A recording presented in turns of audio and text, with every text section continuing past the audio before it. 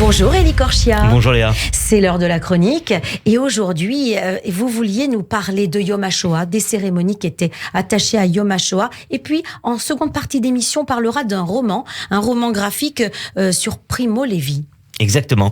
On va commencer par Yom HaShoah, bien sûr. C'était l'actualité principale, je dirais, au niveau de la communauté juive de France cette semaine.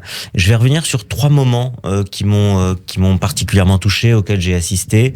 Premièrement, la lecture des noms au mémorial de la Shoah qui a eu lieu lundi soir en présence de très nombreuses personnalités, qui était organisée sous l'égide du CRIF, du consistoire bien évidemment, consistoire de France, consistoire central, consistoire de Paris, bien évidemment aussi JEM, Judaïsme en mouvement, qui a participé notamment avec des enfants de Talmud Torah. Il y a eu beaucoup de personnalités politiques qui étaient présentes, d'anciens premiers ministres, Jean Castex, Manuel Valls, beaucoup de personnalités, maires, députés, sénateurs qui étaient là. Et puis la lecture des noms par à la fois des personnalités qui étaient là, juives et non juives, et aussi des membres des familles qui étaient là et qui ont lu les noms.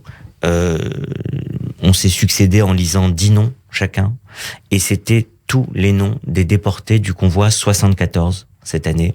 Et donc c'était un moment extrêmement émouvant parce que parmi les personnes qui venaient, certaines lisaient le nom de leur père, de leur mère, de leur grand-père ou de leur grand-mère.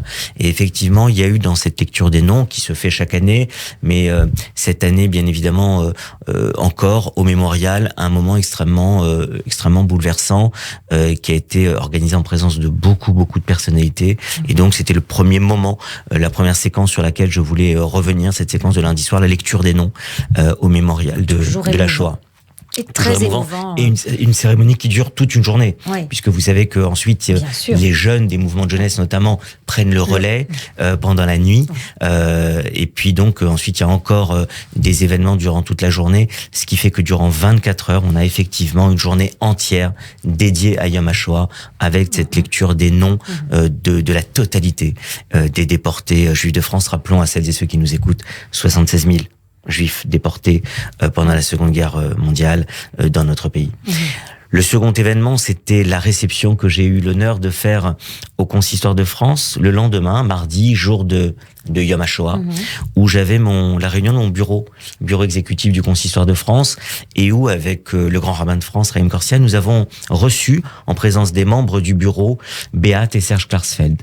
Nous avions trouvé très symbolique, en ce jour de Yom HaShoah, alors que nous réunissions le bureau du Consistoire de France, que pendant cette réunion, il y ait Serge et Beat qui sont venus nous parler, finalement, dans ce cercle restreint et intime, des combats de leur vie, comment ces combats doivent perdurer encore aujourd'hui, comment même ces combats sont obligés parfois de se réinventer, parce que l'actualité, parce que l'évolution de la société est telle qu'il faut toujours revoir ces stratégies pour que la mémoire reste vivante, et on a eu le plaisir de les écouter. Et puis le troisième moment, le troisième événement, c'était évidemment les 80 ans du soulèvement du ghetto de Varsovie, avec cette cérémonie organisée par le CRIF et le mémorial de la Shoah, où j'étais pour représenter le consistoire cette année, en présence de nombreuses personnalités aussi. Et là, peut-être un moment particulier au cours de cette cérémonie, c'est le témoignage de Larry Saquin, écrivaine, survivante du ghetto de Varsovie, qui avait 8 ans à l'époque, qui en a miraculeusement survécu et qui est venue livrer son témoignage. C'est vrai que c'est un moment un peu particulier, d'autant plus que cette année, le thème général, c'était la révolte, puisque c'était le thème de Yom HaShoah.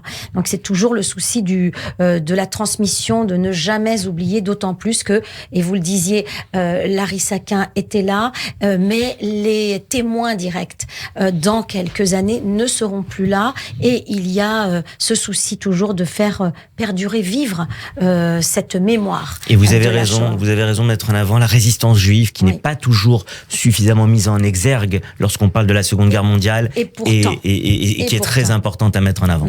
Alors, on parle de mémoire, il y a des écrits, il y a des vies, il y a des destins qui sont là pour témoigner de cette Shoah, et notamment le livre que vous présentez ce matin. Exactement, pour toutes celles et tous ceux qui nous écoutent, c'est un roman graphique qui est accessible à la fois aux jeunes, je dirais, dès l'adolescence, et bien évidemment à tous les adultes. C'est paru chez Steinkiss.